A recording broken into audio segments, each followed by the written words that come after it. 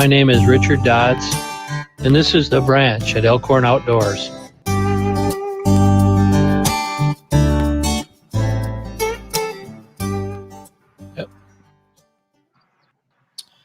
Hello and welcome back to The Branch at Elkhorn Outdoors. My name is Chris Peltz. I am the most interesting griller in the world, as we are on both the Blind Grilling YouTube channel as well as The Branch at Elkhorn Outdoors. And of course, we've got Richard Dodds from Elkhorn Outfitters International and the owner of The Branch at Elkhorn Outdoors. Richard, how you doing? I'm good. How are you doing? I'm doing great. And of course, we've got our special guest, Mr. Brad Fenson from Brad Fenson Outdoors, an outdoor writer, avid outdoorsman, hunter, fisherman, and from what I understand, an awesome cook. Brad, how are you?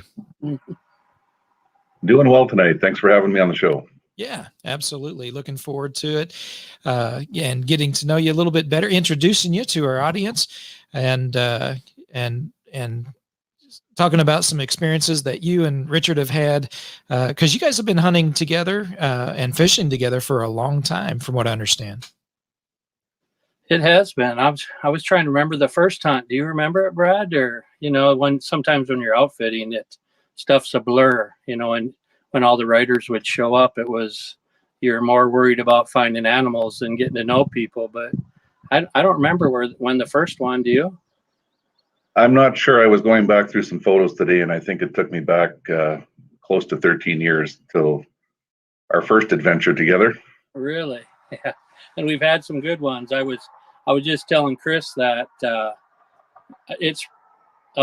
hunted with a lot of people, but when I hunted with you, you were always so well prepared. When I knew, what got me thinking about that story was that buck we shot off the top of Little Buck, how we knew he was below us, but he wouldn't come out, and we stood on the edge. And I remember we're standing side by side, and I said, I'm going to try to throw a rock down in there, and we'll see what happens. And that son of a gun come out like somebody lit his tail on fire, and boom, he was dead. I mean, it was all there was to it. And so that's the memories I had, and we've shared camps, and we're going to share some more. What I'm pretty excited about is the Cape Buffalo, and we got to go to New Zealand, so it's been pretty cool. It's kind of shaping up to be a good ride. Yeah, there were some great adventures, and I've written lots of stories about it, obviously. And bowling for bucks, as I call that mule deer on the big side hill, was very memorable. And I don't know how to describe it. Maybe even a blind squirrel finds a nut every once in a while, but my bullet flew straight that day. Yeah, but I seen you find lots of that same hunt, I believe. Remember how cold we went after an antelope, a really late season antelope, and it was freezing cold out there. And I think it was, maybe 350-yard shot at least. And it was just getting dark, and the same thing, boom, done. Let's go get them in a truck and go get warm, so that's good. Tell us, kind of about what's happening with you right now. You got some changes, huh? Yeah, it's busy. I mean, there's a month for every type of activity. So over the last 2 weeks, I flew into northern Saskatchewan and did a black bear hunt and fished for lake trout and northern pike. And last week I did a separate trip even further north into Ena Lake Lodge, which is in Saskatchewan, and into the Northwest Territories, and spent the week there fishing for big trout and pike, which was a great adventure. It's June 21st was solstice here, and when we were up there in the north, it didn't get dark. It got dusk for a couple hours, but really? No darks. Yeah. Now everyone thinks that Canadians live in igloos, but we're actually setting a heat record here today. It was 105 degrees Fahrenheit. And are you kidding me? Really? No, and people don't realize what our summers are like with that extended daylight and the warmth. We have an exceptionally long growing period. Yeah. And that productivity, it turns into those things like are behind me there. Yeah. True. Well, and Alberta just has so much to offer anyway. I mean, with what they have. But I mean, even on your hunts, but most of the time now you're just, because of the COVID restrictions, most of your year has been doing trips in Canada. So Right. What's your next one? Oh, the next one is probably going to be our archery season's open here August 25th. So I've got tags for elk and moose, mule deer, whitetail, and of course we have some limited entry draws that I put in for. Believe it or not, Alberta still, for residents, we can still purchase a bighorn sheep tag across the counter to shoot No trophy way. rams. Oh yeah. So Yeah. I should have my camera turned the other way with my sheep in the background, but Oh yeah, yeah, Oh wow. yeah. Go ahead, Chris. so I tell people there's no better place to be quarantined to than Alberta. Lots of hunting and fishing and lots of outdoor activity. Yeah. Yeah. Of course, they Well- had what, a 2 week if someone tries to come to Canada. I don't know if it was the same across the board everywhere, but you had to quarantine for at least 2 weeks before you could contact with anybody.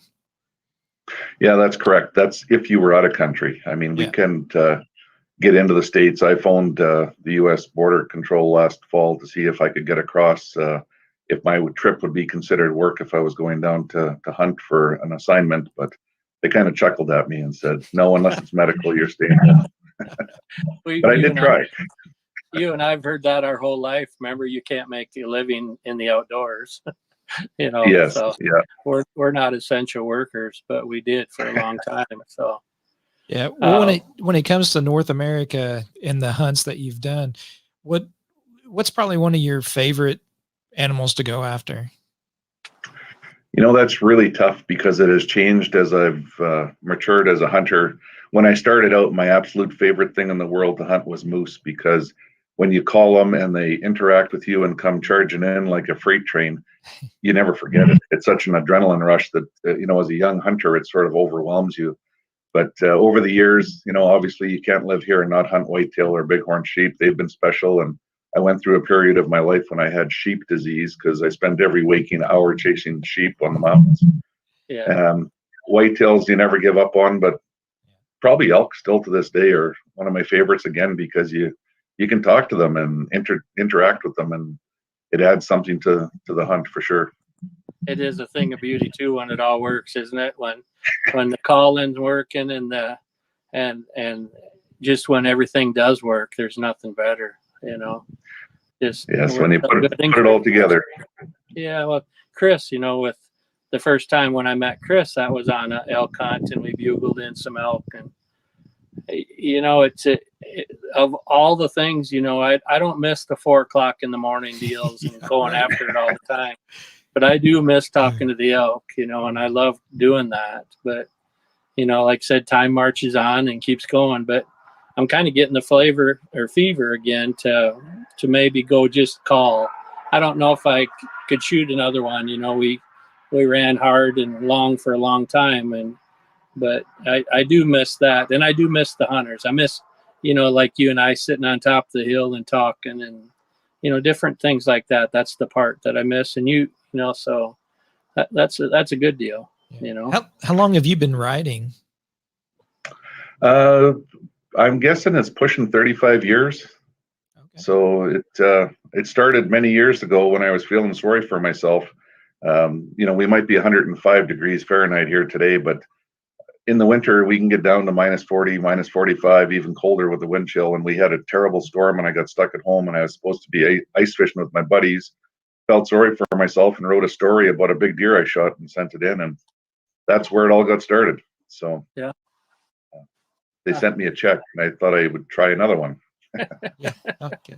Who is that with? Oh, it was for a local publication here in Alberta way back when. They're not even around anymore. Yeah.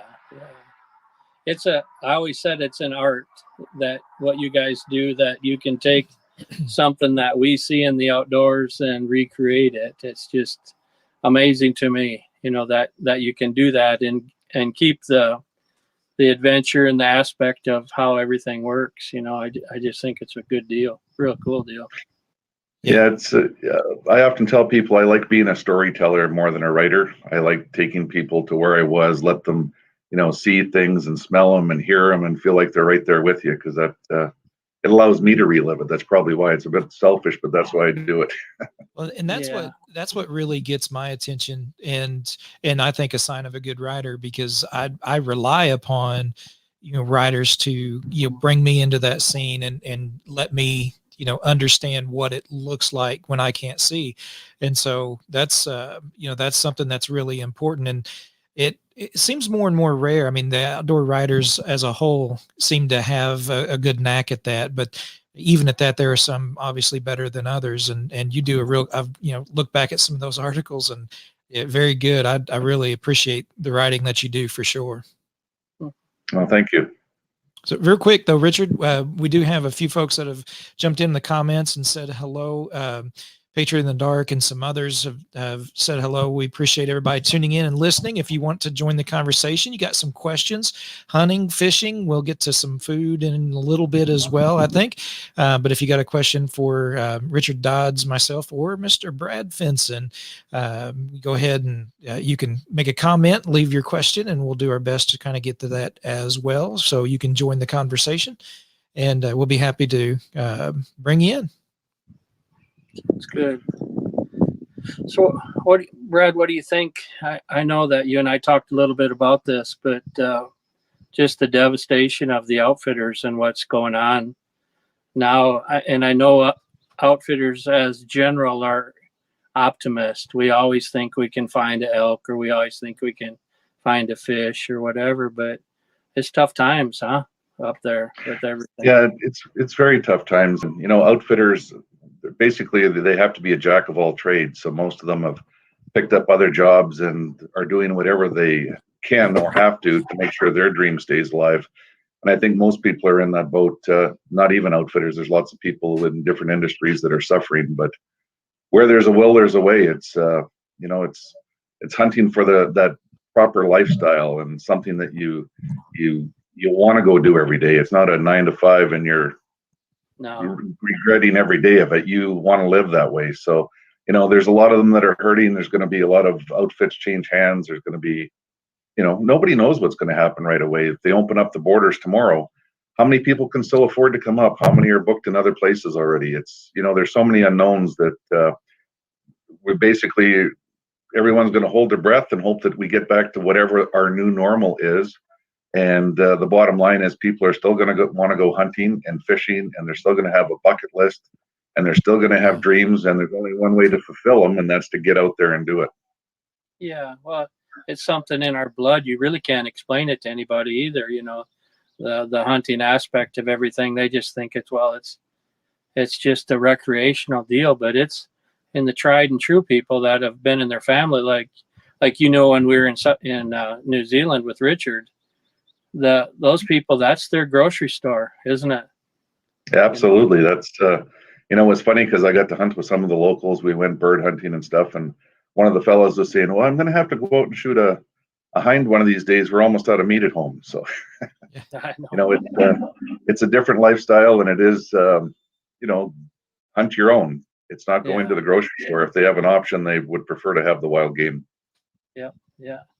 And that, tell us a little bit maybe about that hunt, just the bucket list part of what you enjoyed mostly in New Zealand. Well, New Zealand was a great adventure. Just the scenery and the landscape are something to see and draw you back again. New Zealand is very addictive. Once you go once, it's hard not to go again. But you and I spent a couple days hunting red deer, stag, and then we looked for a chamois or a chamois. And we covered lots of miles. There's the red stag, and of course we waited right to almost the last day to get that, because we looked over a lot of animals, and then we're dealing with different moon phases and animal activity, but we stuck with it. And anyone that thinks that going to New Zealand is a gimme or isn't any type of real hunt is in for a little bit of a surprise. You better take your hiking boots with you. You are close to sea level, but I'll tell you what, those hills are steep. And the one thing that I remember to this day is climbing the mountain and shooting that chamois in the picture there. That was a highlight of my hunting career. And it was just over 14,000 steps coming down the mountain. And I think it was actually more difficult coming down than going up. I remember the smile on your face and the tired looking feet, because you came down that country back there where those chamois live it's unbelievable, isn't it, how steep it is? And I couldn't believe that. Yeah, didn't you shoot? It wasn't it kind of right on a cliff, or maybe where it shot? We watched them come. Yeah, we watched them come across a rock face where you'd swear there wasn't a crease in the rock to put a hoof on, but somehow they managed to skip across it like they were going down the street. And Yeah. he came across in front of me, and I actually shot him jumping from one cliff to a rock wall and shot him in midair, which was uh, probably my waterfowl hunting skills kicking in a little bit, but it was quite an adventure. Well, that goes back to that preparation deal, because I always knew when you and I hunted that I didn't have to worry about. A lot of times you guide, and it happens, with shooting, just because people get excited, and that's the part you don't ever want to lose. But you and I could always have fun. I mean, I can remember when you got that buck deer on our place, that one off Little Buck, that it was just like I had to sit down. It was just everything happened and boom, boom, boom. And so that's the stuff we don't ever want to lose. And that's like I say, it goes back to the storytelling that you do. Is just, for me, doing it for 35 years now, I get to relive it just by reading. That's a good deal. So with these hunts that you've done, is there one particular caliber of a rifle that you've tried to get everything with, or that you just really love? I wouldn't say there's a specific caliber. I've probably shot more things with a 300 Win Mag than anything. It's just a real good, reliable, got great kinetic energy, hitting power, range that I'm comfortable shooting with good optics. It provides everything I've ever needed, from big elk and moose to, when I was in New Zealand, I shot a 30 caliber, not a 300 Win, but a 308, and it also worked well for everything that we chased. It was ideal. Yeah. So more the 30 caliber range of ammunition, whether you're talking 30-06, 308, 300 Win Mag, easy to find in any country, any store, and very reliable. What's your advice to the guy going on that first moose hunt? Let's say that everything finally breaks and he's coming to Alberta moose hunting. What is your advice on how to be prepared for something like that? Practice shooting offhand or off sticks, and practice shooting with your scope on as wide a power as possible. If you shoot a 3-9 scope, put it on 3 power. Most of us aren't used to doing that. We always zoom in. But the last moose I shot at 25 yards coming straight at me, and I had to find a hole in the alders to shoot it. So it's the complete opposite of what we're doing when we're hunting elk or sheep, trying to zoom in, maximize the power on your scope, take advantage of lots of time. Moose live in a habitat that sometimes you see them coming. In the last instance, I heard him coming, but didn't see him right to the last minute, and was actually scurrying to try to find a hole to see him before he could see me. Just to find the opportunity, huh? Yeah. Sometimes you have to make the opportunity. Exactly. I know I did it with elk. People, they'd be bugling, and you could tell they're pretty fired up and ready to go. And I'd tell the people we're going after them, and they go, what do you mean? I said, we're charging. And the elk, if you got the wind right, and you sometimes have to make that opportunity when you're going in. If they think it's just another elk coming in making noise, you can get away with it. You can't get away with it, let them see you. But there are times that you do make your luck. You aren't going to get that perfect angle all the time, are you? No, I mean, rarely. Most of the time you have to hunt a little bit more aggressive and create your opportunities and your windows and get in the right spot, especially when you're hunting, an older bull elk or a bull moose. They know what the game is. They know how to hide. How many times have you called elk in and had them within 20 yards and couldn't get a shot at them? I mean, it's happened to all of us that hunted lots. Yeah, absolutely.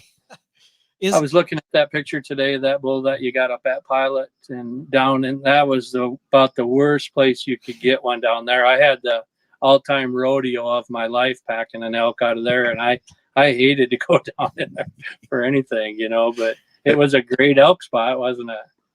It was wonderful, and it was extremely steep. And the thing I think I was most impressed with that day was the strength, determination, and calmness of the mules that you used to use instead of horses. I mean, that whole elk was loaded up on 2 different mules, and they walked up, a game trail that was no wider than my boots and steady foot and just all the way to the top. Never took a rest or a break and didn't, run out of breath. They were like the best machine possible for getting elk out of that ugly country. I know. I miss those mules. They kind of came into their own, and I had my little 3 stash, of Molly, Trudy, and Betty, and then Ambrose, who I rode. But I never worried about them. But I just down from where you killed that elk there, you remember those big steep rocks that were up on the top of that ridge, and you could sit on the rocks and look down in that big valley back there. I had a yes, guy, I sure do. I bugled in an elk, and I saw some elk coming, and they were just going underneath us, and I go, please, don't shoot just a regular 5-point, because I was going to let them, whatever showed up, we're going to, because it was like Wednesday or Thursday, and a 5-point went by, and he said, I think I'll wait. And I could hear another one bugling, and we got down there just off the rocks, and he's leaning down, shooting just about straight down. And here comes a 6-point, nice 6-point, and he knocks him down right there. And then I go, oh, now what do I do? And when I led Trudy down, I led Trudy off that hill.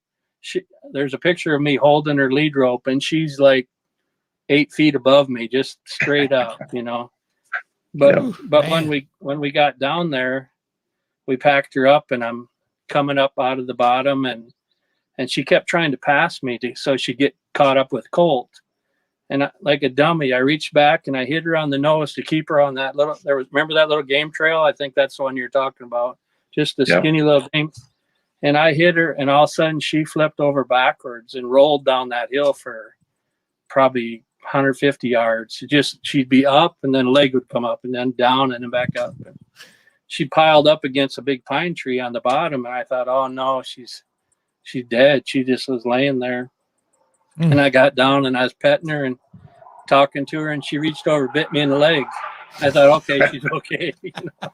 She's going to make it out of there. Bit me hard, and she got back up, and we tied the elk back on, and I let her go on her own. She walked right to the top. But I know what you mean, and it's pretty rare that we could get hunters that wanted to go down in there, and I know you did. So. Oh yeah, I'd go back tomorrow. Yeah, me too. Honestly, me too. Yeah. Is it difficult right now to other than the COVID, but as far as laws bringing firearms into Canada, and have you hunted with any visually impaired? One of the questions that we've got on the chat is if there's been many visually impaired or blind hunters up in Canada, if they would, folks would allow, if they'd frown upon that, I guess. Getting firearms into Canada is quite simple. There's a form that you can download from the Canadian Firearms Center. You put all your information into it. The only stipulation is do not sign it until you get in front of a customs officer. We'll check the information, then you sign that it's true.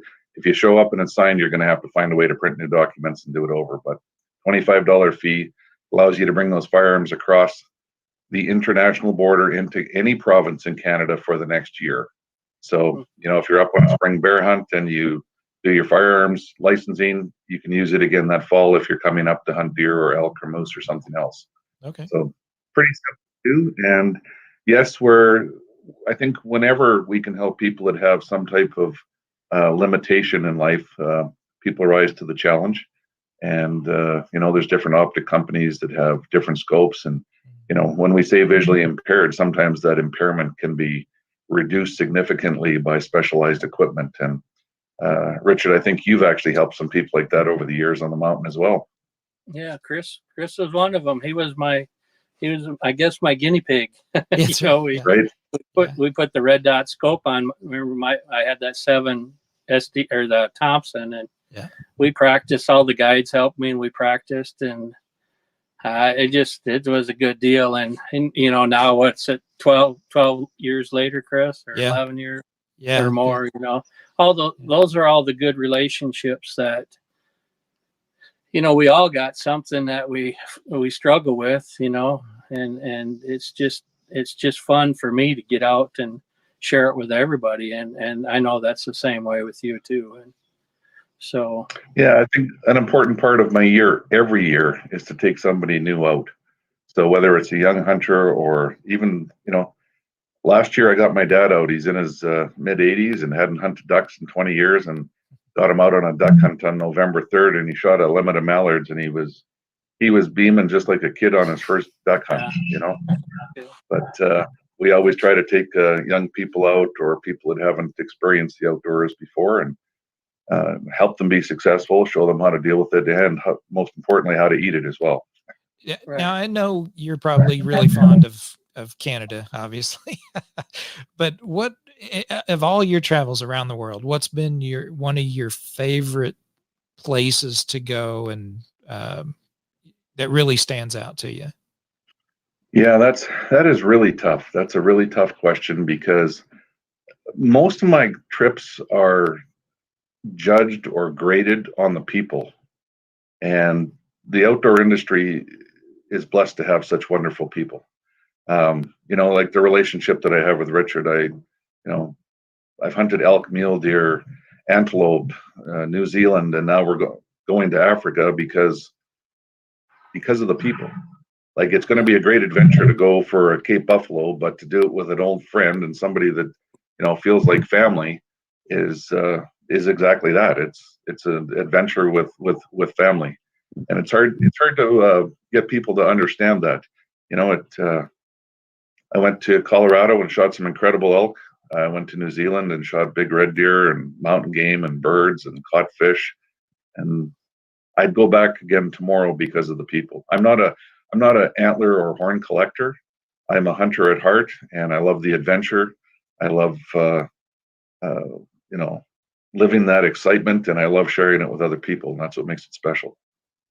you were telling me last week, Brad, that you got an award for the New Zealand hunt for writing. Yeah, I won 5 writing awards this year, writing and photography awards, but I won a first place award for a feature that I wrote on that New Zealand adventure. And again, take the people there, explain to them what we saw, what we smelt, and the trees and the thorns and the flowers and the special honey that's made there. And the whole story is a great story, not just the fact that I shot a few things. Well, and just I can remember sitting on the hill up there and thinking, I got to get Brad here, because we've been talking about this project for a long time, all of our projects, and this is just part of it. But I'm pretty excited for the future on what we get to share. Now I'm in a different place, you're in a different place, but now we do get to hunt like friends and like family and all that. It's when you're an outfitter, if you really care about what you do, it's a big load. You're always worried. You could be 5 for 6 in camp and feel awful for the 6th guy that didn't get one, and it shouldn't be like that. But like I said, if you care about what that is, and now in, with this project, is the world is kind of ours. I had a guy call me the other day that wants us to come and hunt in Scotland. And I said, well, and I was going to talk to you about that. It's kind of throwing it out at you, but it's just that kind of things are happening a little more and more. There's the best part of everything. Yeah. Right there. Well, I tell you what, guys, we're going to continue this conversation in just a second, but if you give us just a minute, and nice transition to go from what has been going on to some things that we've got planned in the future. So hold on. We'll be right back.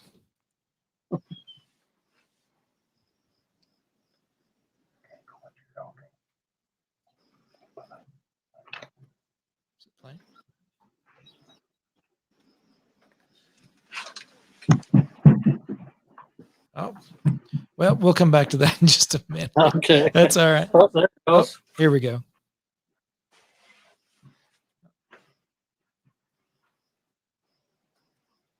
No. Okay. Well, we'll come back to that in just a little bit. Well, you guys were talking about some things you got going on in the future, and I know you mentioned wanting to get back to New Zealand, but you also mentioned South Africa coming up as well. I mean, that's something that I definitely, I think a lot of people have on their bucket list to kind of get out and do that kind of travel. So I'm assuming then you have not been to South Africa yet. I haven't. I've been to Namibia, but I have to say about the African trip that it's probably the most excited I've been able to get about a trip, because we went through a year of planning and it was canceled, and we replanned for the following year and it was canceled. So I've never had so much anticipation about getting there. Yeah. This last winter, I read 33 different books, a lot of the old Ruark and Hemingway, and I'm ready to go buffalo hunting. Like, I'm so excited. It's Yeah, me too. I can't wait. I just can't wait to share the camp with you, the tents and I can just imagine how you'll see things, how I do too, but being able to write about, we had elephant come in at one night when we're sitting by the fire, and it just showed up. I mean, you'd think you would hear an elephant coming. I look up from the fire and it's standing maybe 15 yards away, and just all that stuff. And then the Cape Buffalo, I do it the old, with the double rifle. I think we're still planning on that, right? With you? Yes, we are. Yeah. So we got a little bit of time, and hopefully, next year will be that Africa's open and Mike is up and running at Hunt the Sun. So once you guys get the go ahead, we're going to fly and go, Yeah. Oh, absolutely. And I mean, it's, for me, that buffalo hunt is very traditional. It's like the old canvas tent hunts that you read about from the adventurers 100 years ago. But you can tie more into it. He's got 3 different camps there. So I've never hunted the mountain game, but I would go back anytime to hunt the plains game. So you can put together a package that is quite unique for that area. People talk about South Africa and don't realize how big it is and what you're dealing with there. It's not just a little spot on the map. Yeah. Right. Yeah. Well, hold on, guys. We're going to try and get back to this.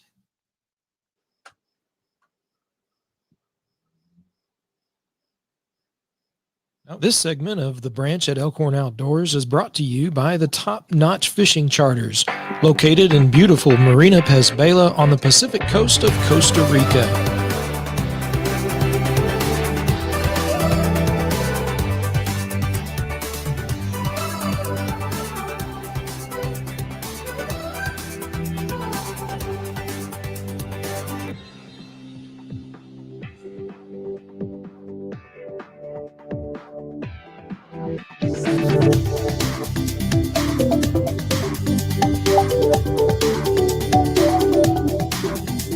World-class fishing and top-notch accommodations, book your next adventure with top-notch fishing charters. Visit our website at topnotchfishingcostarrica.com. My name's Richard Burden with Glendine Hunting and Fishing in New Zealand. You're watching The Branch at Elkhorn Outdoors.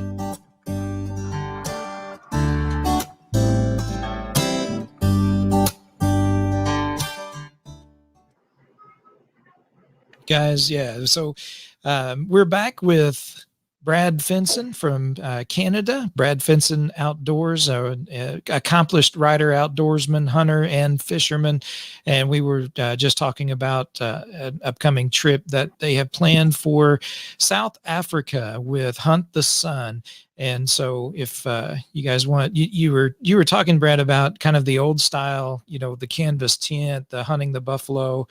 And that's usually what I think about when I think about a South African hunt is the buffalo. But, we had Mike from Hunt the Sun on a few weeks ago, and the game that is there. And of course, Richard's been there.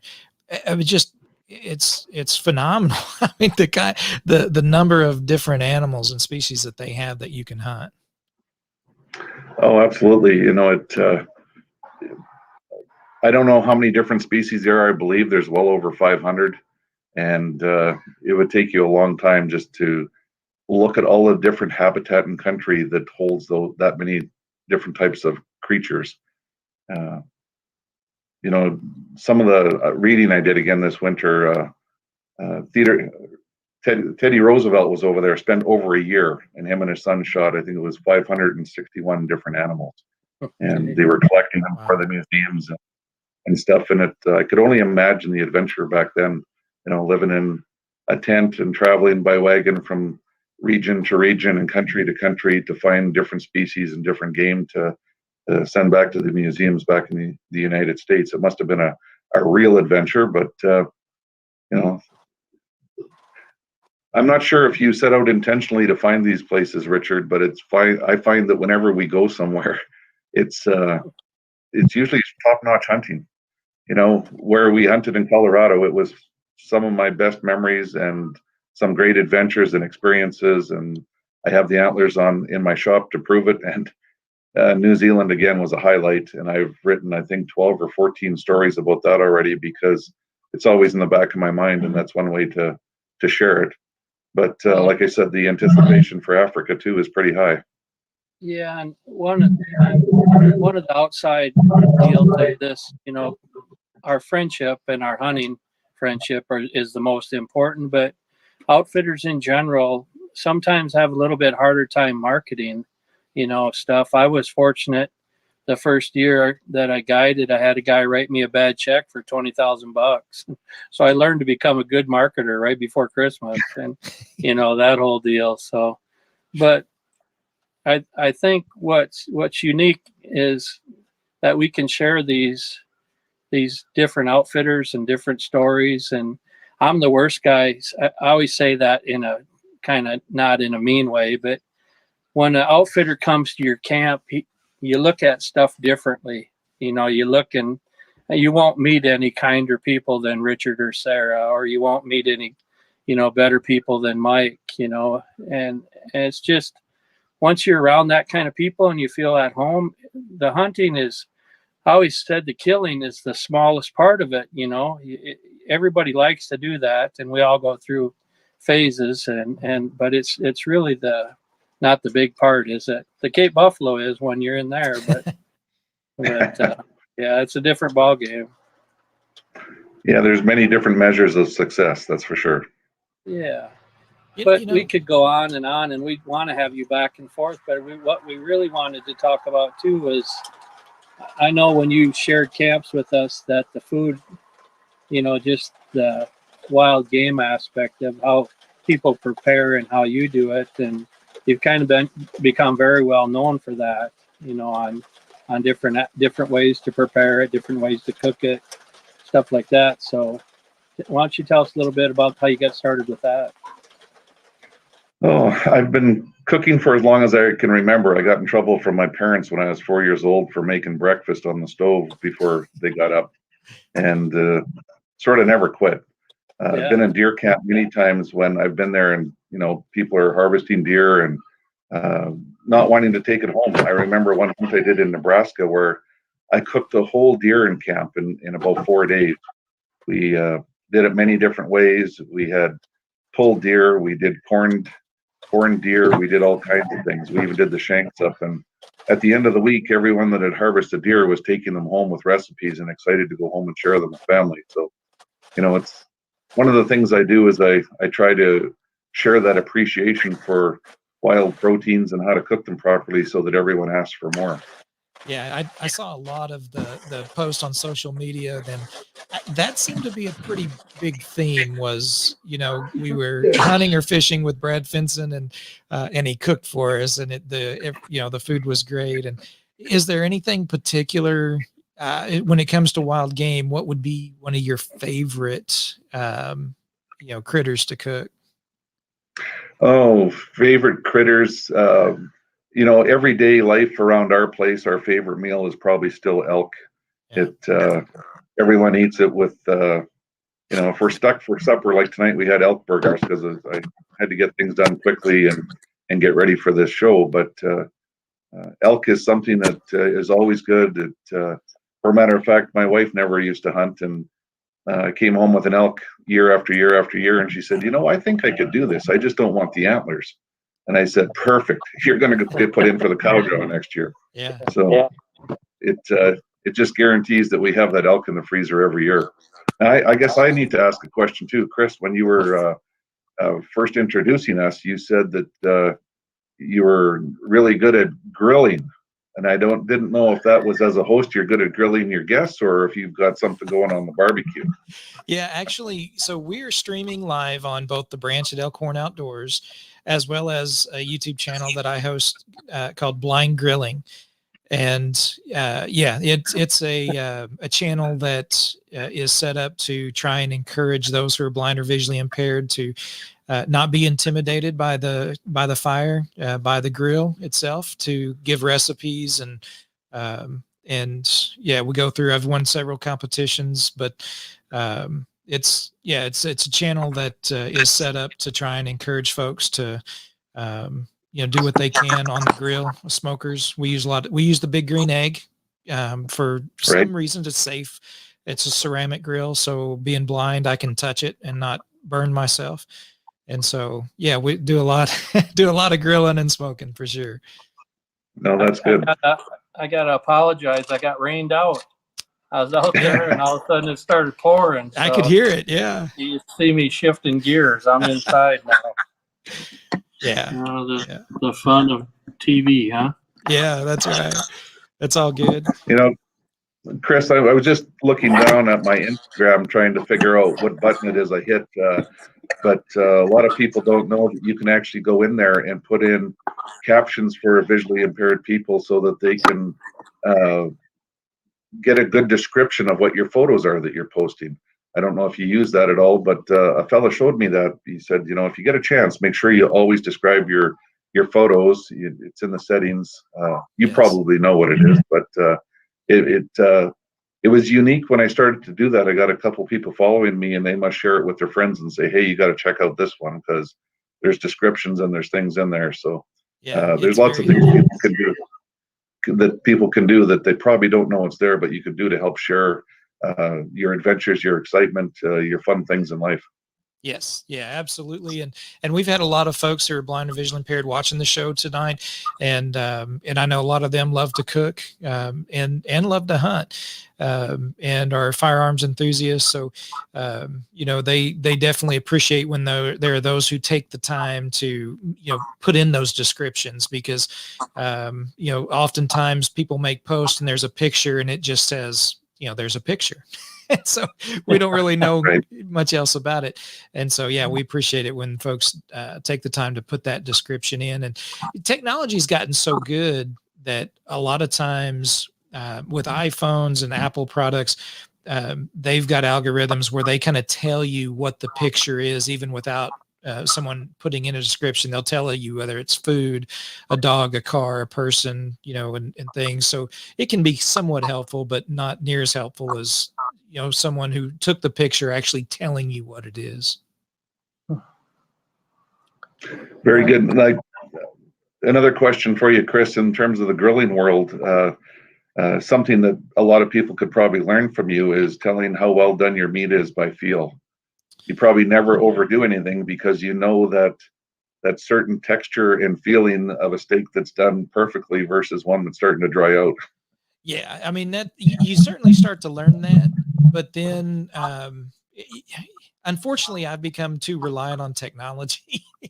And so I've got talking thermometers. I have thermometers that connect to my phone, and my phone will actually read the temperature. And so I can get meat to a certain temperature without overcooking it.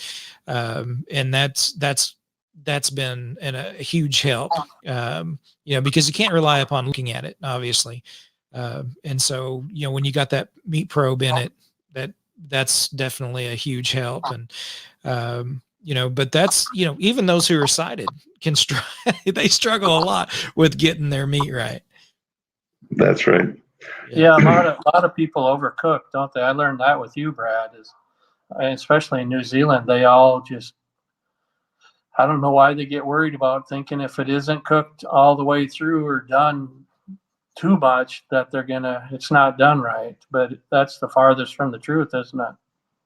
Oh, absolutely. Yeah. And once you start eating any type of meat cooked properly, you're going to enjoy it more. I do lots of seminars and recipes, and I tell people, if you're to take a beef steak and cook it so well done that it's hard to chew, you're not going to enjoy it either. So yeah. Wild game takes half the time to cook. There's no fat layers to to insulate the meat or to heat up or to render out when you're cooking it, so it cooks a lot quicker. And if you want to learn something and try an experiment, do a 6-minute steak. If you have an elk steak or a deer steak that's an inch thick, get the grill or frying pan as hot as you can, put it in for 3 minutes, flip it and give it 3 minutes, baste it with a bit of butter to make up for the fat that's not in it, and take it out of the pan, rest it and cut it, and see if it isn't done perfect every time. It's pretty easy to do, and be a good experiment for a lot of people to try it and say, I've been overthinking this. Yeah. You're exactly right. And that's, a lot of people, they get too scared, too worried about it, and let it go too long. And you learn your grill, you learn your temperature, and things can get a lot easier for sure. Is there any particular type of fish that you like to cook? Boy, that's a tough one too. I mean, we only eat our fresh fish when it's freshly caught, but we ice fish all winter. And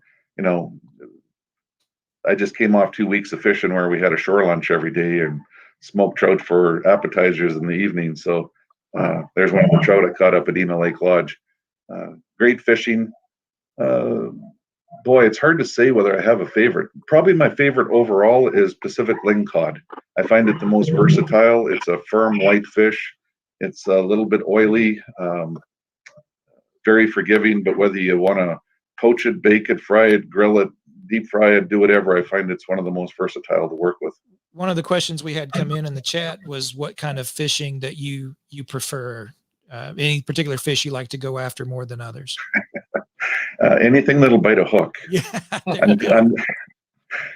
Again, it's a seasonal thing. I've been watching Richard down there in Costa Rica posting pictures of rooster fish and sailfish and marlin. I don't know if I'm getting them all right, but I'm pretty sure that's a lot of them, and dreaming about getting down there. But I like ice fishing just as much, to catch a nice 5 or 6 pound walleye through the ice, or even a 1 pound perch gets my heart going as much as anything. So I don't have a favorite. My favorite is just fishing.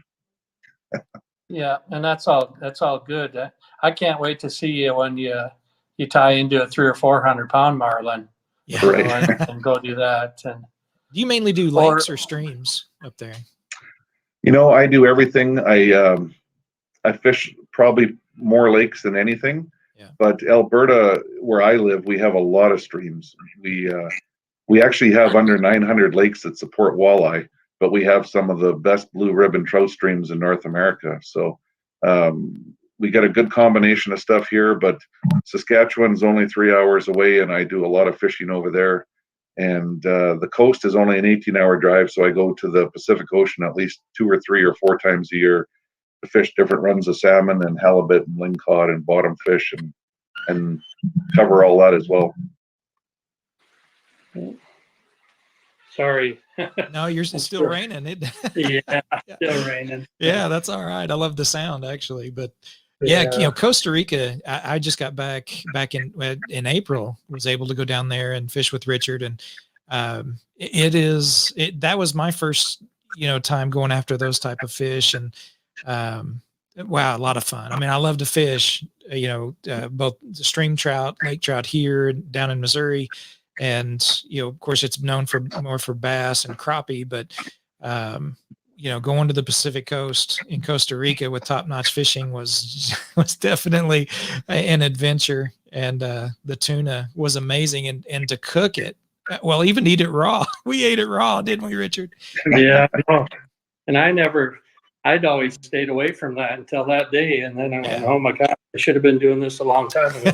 That's right. Again, I apologize for moving so much. No worries. What was your favorite fish to do battle with down there, Chris? I mean, there's a pretty big variety. Yeah. What we were able to get into, one of our fishing trips was cut short because of the weather, but the tuna, we caught a couple of over 60-pound tuna, and that was fun. That was a lot of fun. And good eats. You're right. I'm sure that you got fresh limes and stuff down there and make some ceviche, and got some for grilling, and all the rest is sushi. Yeah. again, I feel stupid because the one night we went, we had tuna steaks, and it was a 60-pound fish, probably weighed 8, and it was just unbelievable because they knew how to do it. Yeah. They knew Right. how to prepare it, and that makes a big difference. And it's what's going to be fun when we get you down there is to share all that stuff too, and see with it. And that's, tuna is kind of like those elk steaks you were talking about, only, you get a pan, searing hot and do a minute on each side and it's done, Right. and it's ready to Yeah. eat. And, that's it. A lot of folks overcook it and they like, oh, tuna tastes like chicken. Well, if you overcook it, maybe. Yeah. Everything. Well, that sounds good. Well, I don't want to keep dragging you on. I know you got your 2 daughters there, but we sure appreciate everything. And I hope we can turn this into every time you got an adventure, we can share a little bit here. And especially when we start fishing and hunting and doing all that stuff, it's just a matter of time when everything opens up. Absolutely. We could talk about when things do open up, what opportunities there are, because there's going to be lots everywhere in the world. Everyone's a little bit suffering a little bit from cabin fever and being close to home for months on end. So there's going to be a lot of opportunity to get out. And hopefully we're in a position where people have been stuck at home and haven't been able to spend money, and they're going to spread their wings and share some of that. Yeah. Do you see with Canada's hunting season? Kind of up in the air both ways? There's a lot of political wrangling going on right now, but I would be very surprised if the border's not open. And from what we're hearing is that you're going to need proof of vaccine to get in. So, I mean, if anyone's thinking about traveling anywhere in the world, whether it's South Africa or Costa Rica or Canada, you're probably going to need a vaccine record to do so. I know some of the airports that you're going to have to travel through in Europe are also talking about requirements for vaccines. So I'm not pushing them. I'm not anti-vaccine. I'm just trying to provide information that I have lots of friends that are world travelers and can hardly wait to get back out there. And they got their shots because they want to return to an adventurous life. And that's the, insurance to be able to do it when opportunity arises. Yeah, I'm one of those too. I fought it. And then if that's what it's going to take to get back to do the things I love, then that's just the way it is, and we start fishing again pretty serious on the 16th of this month, and then we hit it pretty hard, and the marlin and a lot of sailfish are in, so I'm pretty anxious to get down and tackle those guys again, because that's about as close to calling in an elk. When you see something 300, 400, 500 pounds back chasing your bait in the back of the boat, it's like you called in a big bull. Yeah. Right. And then picking it up. So Yeah. Awesome. but yeah, it's a tough time, and I feel awful for the outfitters that everything that's out of most of the time, they're fighting. Is it going to be hot weather, cold weather, snowing? They have a hard enough job, and then all of a sudden, when you throw this on top of everybody, and who would have thought the whole world would kind of just stop spinning, But I guess it is what it is. There's been some blessings and been some curses, but it just depends on how you look at it. Yep, you can only control certain things, and a good example of that is I was in Saskatchewan hunting black bears, and we didn't think we're going to be able to make the trip happen because the ice was still on the lake on June the 8th, which is very late. And the ice went out, and 2 days later we were there fishing and hunting and having fun. And today it's 105 degrees out. So, Wow.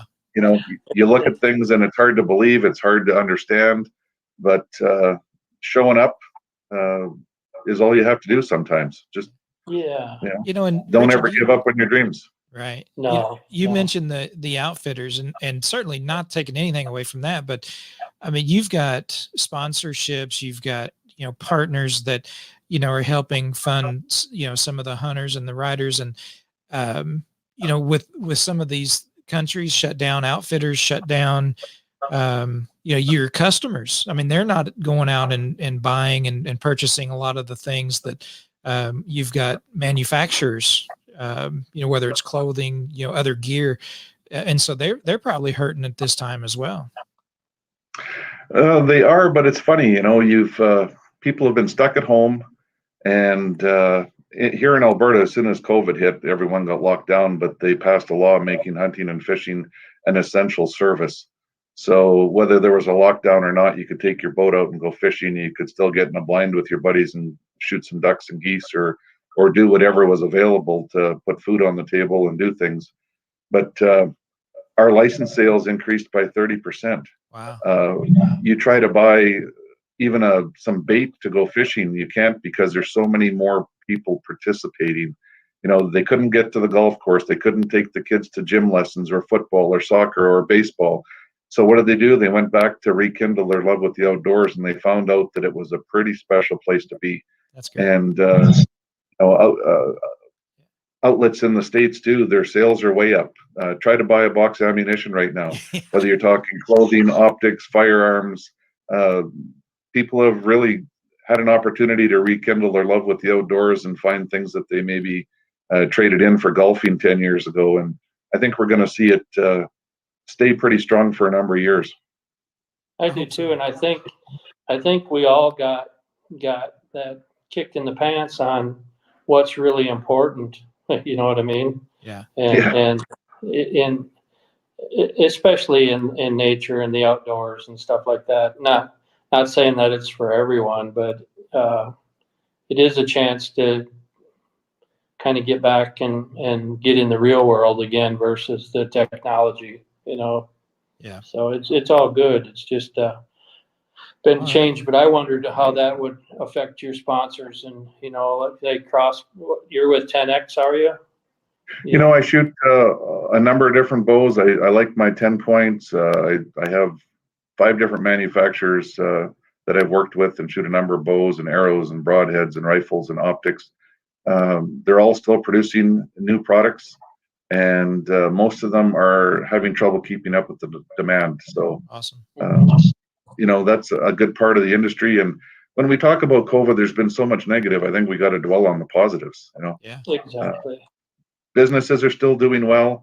Our outfitters are suffering, but in Alberta, they allowed the outfitters to sell those allocations to resident hunters, which they never could before.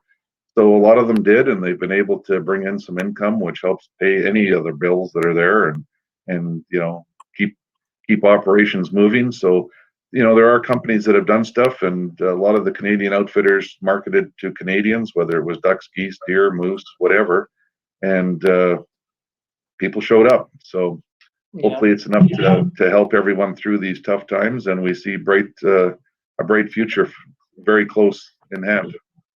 Yeah. So as far as the writing industry too, then, so it looks like it's still busy, really busy up there, and I'm sure it is down here too. Yeah, I write more in the States than up here. I mean, I write for almost all the Canadian markets that are available, but there's not a lot of them. So, I write for over 50 publications in the States, but there's been lots of changes there too. Lots of them dropped from 9 issues a year to 2. Even some of the big names like Field and Stream and Outdoor Life no longer have a print magazine. It's online only, and you still have to buy a subscription. So the industry is changing quickly. Printing's expensive, paper's expensive. We go online to get more information, and I think we're going to see, just like you pay for subscriptions to Netflix and Disney Channel, you're going to see that for some of the top end information that's out there as well on the internet. Yeah. Well, I can remember when I first started doing shows, it was, ESPN and, Wayne Pearson and Tom Miranda and all those guys. And what was there 2 or 3 years ago, over 400 different shows, outdoor shows on, I think. There's a pile. Yeah. Yeah. There's several channels, several shows. I mean, it's, and then there's a lot of we've got local shows here that are only on, some of our public TV stations locally that here in the Ozarks, and which is really neat seeing a lot of the guys get out and do those shows locally. So, Brad, we really appreciate you taking the time to be on with us today and sharing some information, stories with Richard, and looking forward to hearing about some more of your adventures coming up in the near future. Thanks for having me. It's always a pleasure to chat with old friends and new. Yeah. And just as soon as you're freed up, we need to go fishing. Yeah, that's right. My suitcase is ready. I found some pretty reasonable flights, so we'll get All that right. ready to go, and then we'll get working. But thank you again, God. It's fun to get talking this long again. Yeah. Like being around a camp again. Yeah, I think we could probably talk for most of the evening, but we'll save some of it for the next show. Yeah, sounds bet. good. If you guys will You hold bet. on for just a minute, though, we're going to sign off here. We appreciate everybody tuning in and listening. If you haven't already, be sure and hit that subscribe button. If you're on YouTube, hit the like button on Facebook, and be sure and share the link with all your friends. Let them know about the branch at Elkhorn Outdoors. And thanks again for watching. Until next time, be sure and get out and enjoy the outdoors. Thank you for watching the branch at Elkhorn Outdoors. Today's show was brought to you by Top Notch Fishing Charters. Visit our website at topnotchfishingcostarica.com. Email us to book your next hunting or fishing adventure at elkhornoutfitters@gmail.com.